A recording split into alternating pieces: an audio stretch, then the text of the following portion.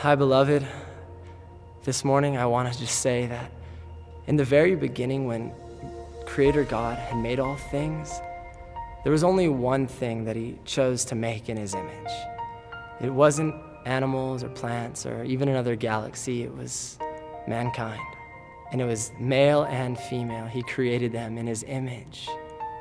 Now, if you're like me, you may not know exactly what that means, and you may have understood those words or heard them throughout your life, but never quite grasped what the implications were of that. I want to just say that God is love, and to be made in his image means that we're made in the image of love. You see, we're created to be love. We're created to be an expression and a manifestation of God's heart, and it's originally who he designed us to be. God set us in the garden, and he made man and woman, and everything was fine. They were in the perfect relationship with their Father, and they were selfless, laid down in love toward him and toward one another. He told them they could do anything they liked, but to not eat from the tree of the knowledge of good and evil. One day that serpent came in the garden, and he twisted God's words. He told them, "Did God really say that you'll die the day you eat that?" And he deceived Eve, and she took the fruit. And she ate it, and she gave it to her husband Adam. In that moment, they didn't keel over dead. And you wonder, why is that? God said the day you eat the tree, you'll surely die. They did die. They died inside that day. They died to the image that they were bearing. And they took on the nature and the image of God's enemy. They became totally self-consumed and self-centered. It's all we knew and it's all we were taught, but it's never what we were created to be. You see, God made us to be love, and when God came in and said, "Adam, Eve, did you eat from the tree that I commanded you not to eat?" Adam says, "Well, Lord, it was the woman that you gave to me." And when Eve is asked the similar question, her response is, "It was the serpent, he deceived me."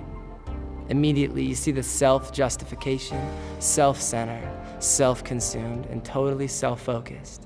And you and me were born into that lie, and we were born under that deception. And we were tutored in a world that said that that was totally normal, when all along God said, "You're made in my image." And so when everything was lost and all the deception had confused us and we were completely without a clue as to who we were created to be, God stepped in the picture. God sent forth his Son into the earth. He sent one Son for many sons. He put one Christ into the earth to raise up many Christ-like ones. And you know what? That is just who we are. We're his sons. We're called to be Christ-like ones. And so the cross didn't expose our sinfulness. It absolutely removed it. The cross of Jesus Christ came to take the lie off of our lives so that the truth could get back on us. The lie was that we were made for ourselves. The truth is that we're made for his image. So Jesus took the lie and said, "It's no more. You're never made for you. The truth is you're a son made for my image to be love." Jesus made the way to get the deception off of us that said we need acceptance and value from other people. And he removed the lie that said life and how people treat us and what they do or don't do can define who we are anymore. And he said, "I define who you are. And my finished work has exposed the value in what you are." And he's released the truth that we're valuable and accepted to God. So much so that he says his son dying is worth us living. And so this morning, as we take communion, we take the bread and we take the cup and we remember his body that's broken and his blood that's shed. Let's not just sit here and focus on how awful we have been. Let's remember that God said, "That's never who you were created to be. And I've never lost sight of you even for a moment.